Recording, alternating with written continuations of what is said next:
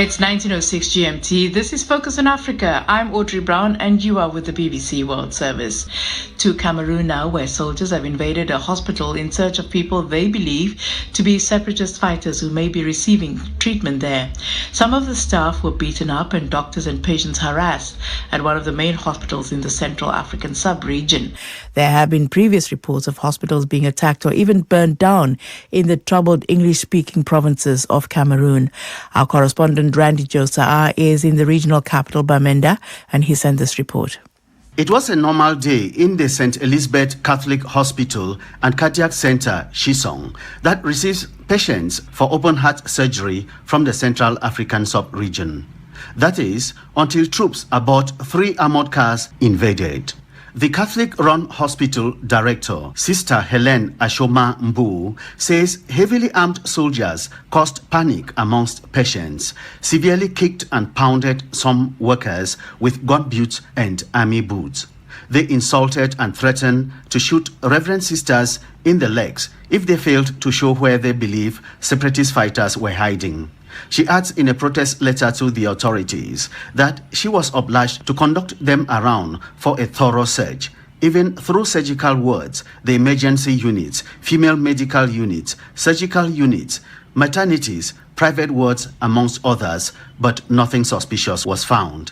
Speaking to the BBC on the line to Kumbo, Bishop George Nkwo sounded very worried. I'm extremely disappointed because this is not the first time that the military has come in and ransacked the hospital, gone into sacred areas that nobody's supposed to go to, really, unless you are an expert and a medical person. They have done that over and over. The authorities have not reacted to this latest incident on the hospital, but the general in charge of the army in the Northwest region has previously addressed the issue. Bishop George Nkwo again.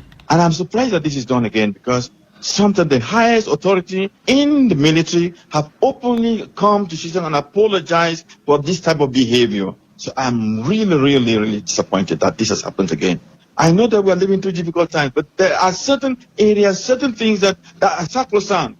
I just want to make a humble appeal to whoever is in charge, whoever gives instructions that you can go into school, go into hospital, and to the cardiac center, and even shoot guns and brutalize people in the hospital. And they speak shabbily to the religious who are there. I think that's beyond limits. It is too much. And my humble appeal will be that this should never happen again. Several hospitals in the Northwest and Southwest regions have been shut down following similar life-threatening attacks. Some have been burnt down. Doctors and medical staff have simply fled some areas. This latest attack on the Sisong Cardiac Hospital has sparked tongue lashings from residents, rights groups, and media in the crisis-torn region. There are patients at that moment, and the army has no right to invade a hospital, threaten doctors, threaten patients, beat up the guards. Very embarrassing. It's sad. What if it was the soldiers themselves that were sick and in the hospital? Would they expect the Amber Boys to come there and hunt them? No.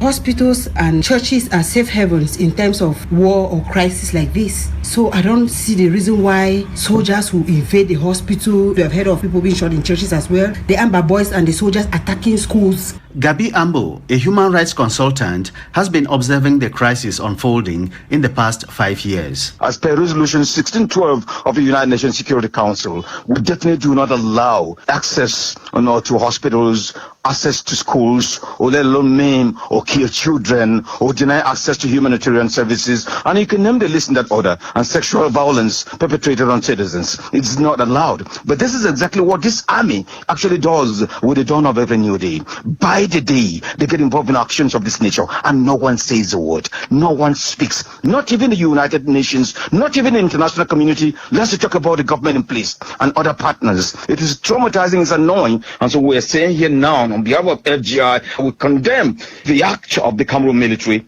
most especially in Sisong, in combining other places where they have actually entered the hospital and pulled out people. I can still remember freshly the case in Bamenda Hospital where I was myself present when the military came in and they were rushing the medical doctor on duty early in the morning to go shoot places of the watch where they have to pull out some patients, and the doctor refused that she cannot do that. This is unbelievable. This is not acceptable, and we think this should come to a stop.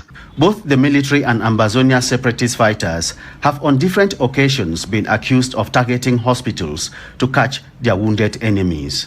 And that's Randy Josa reporting there from Cameroon.